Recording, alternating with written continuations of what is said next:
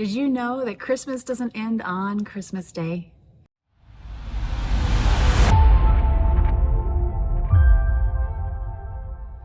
There's this lovely period after December 25 where we celebrate Christmas, Christmastide. Here in the church, that continues up until Epiphany on January 6th. And so while we're this in-between phase, are we between Christmas and New Year's? What day is it? What are we doing? What holiday is it? Are the shops open? Do we have somewhere to be? Are we getting mail today? All of these things we might not know during this period after Christmas Day, that is still Christmas. And especially for me, as someone who was so busy during December with all the hecticness of needing to be here and do that and da-da-da-da-da, now I get to celebrate Christmas. The lights, the music, being able to relax with my family. And to me, it's just such a beautiful time. Now, we're still studying about Jesus in the New Testament, and we have a lot about his birth, and we have a lot about his ministry. And then there's this in-between. Somehow he got from being a baby to being 30 years old. And we don't know a lot about that, but we'll be learning a little bit about that this weekend. Some of the things that took place after the classic story that we hear about with the birth. But we're still celebrating Christmas, singing the carols, enjoying this beautiful season of Christmastide.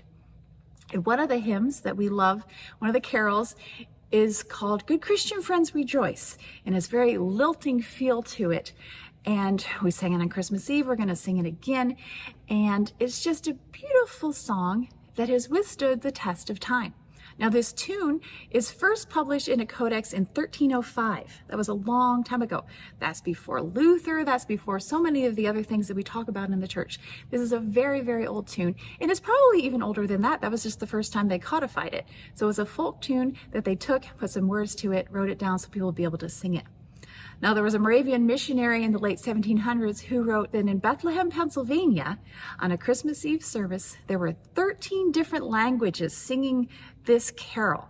So they'd heard the tune, it's gone around the world, everybody has words that they sing to it, and on this particular Christmas Eve, there were 13 different languages coming together to celebrate the birth of Jesus. Isn't that amazing? So this tune has gone around the world, it's joyful in whatever language you sing it in. I'm going to read the first verse for you in English. Good Christian friends, rejoice with heart and soul and voice. Give ye heed to what we say. Jesus Christ was born today. Christ is born today. So because this tune has been around for so long and it's so well loved, lots of composers have had the opportunity to set it. And I played a very famous setting of it by Johann Sebastian Bach on Christmas Eve. And now I'm going to play one for you by Dietrich Buxtehude.